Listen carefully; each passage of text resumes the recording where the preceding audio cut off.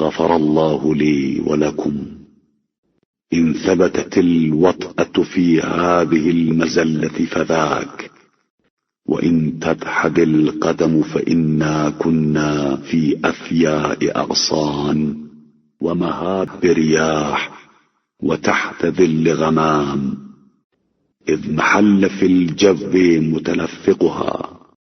اللہ تمہیں اور مجھے دونوں کو معاف کر دے۔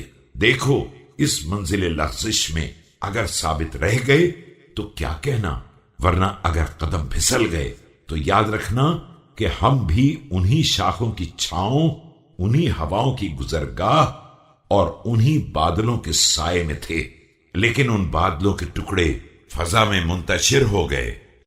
وعفا في الأرض مخضتها وإنما كنت جارا جاوركم بدني أياما فستعقبون مني جثة خلاء ساكنة بعد حراك وصامتة بعد النطق۔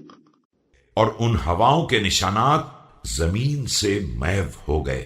میں کل تمہارے ہمسائے میں رہا، میرا بدن ایک عرصے تک تمہارے درمیان رہا، اور عنقریب تم اسے جثہ بے روح کی شکل میں دیکھو گے جو حرکت کے بعد ساکن ہو جائے گا اور تکلم کے بعد ساکت ہو جائے گا۔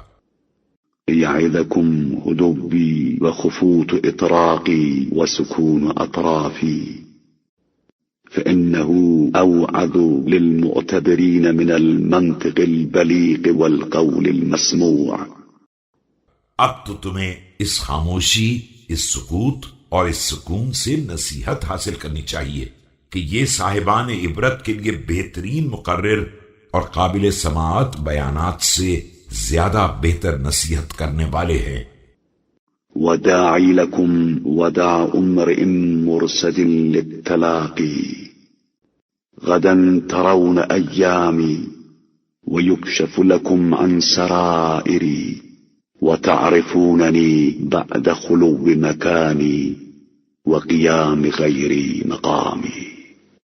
میری تم سے جدائی اس شخص کی جدائی ہے جو ملاقات کے انتظار میں ہے۔ کل تم میرے زمانے کو پہچانو گے اور تم پر میرے اسرار منکشف ہوں گے، اور تم میری صحیح معرفت حاصل کرو گے جب میری جگہ خالی ہو جائے گی اور دوسرے لوگ اس منزل پر قابض ہو جائیں گے۔